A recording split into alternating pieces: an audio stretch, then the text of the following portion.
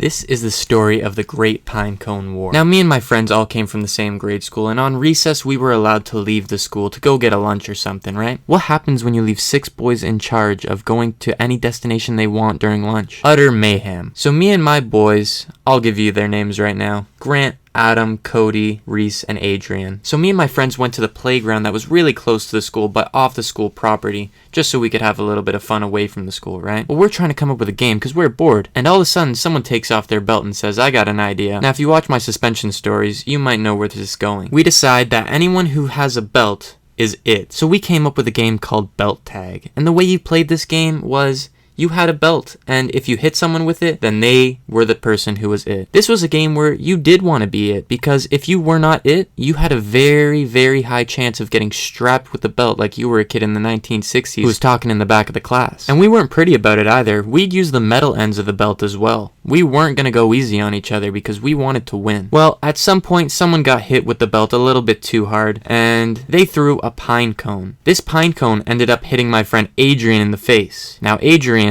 he wasn't too fond of getting hit by a pine cone from someone who was not it. That's not part of the rule set. So what does Adrian do? He takes a pine cone and whips it right back at him. It whiffs, so he has to throw another one. That one hits. So now we've got an all-out war, and we are picking sides. It's like Marvel Civil War, right? Like, we got 3-on-3. It's almost like a WWE tag match, and we are just going ham. We're getting hit in the face, in the nuts, in the eyes, in the chest, everywhere you'd think. And it was all fun and games. No one really got badly injured. But when we got back to school, the teacher had saw that we didn't go back out to lunch. We actually stayed at the playground, so we all got in trouble, just like the suspension stories, for a fully consensual game between the 6 of us. Luckily, we weren't suspended. It was more of just a verbal warning type of deal. But I remember my dad would always say back in the 80s, he could play any game he wanted, no matter how bad people got injured. That's just how it was. Unfortunately, I didn't grow up in a world like that, so I got to lose out on that luxury. So kids, if you ever want to start a war with your friends using pine cones, belts, or the such, be very careful that no teachers are around, because even if you guys are just having fun, those teachers always gotta ruin it. Other than that, that's all I got for you guys today. Hope you have a good day, and I'll see you in the next one.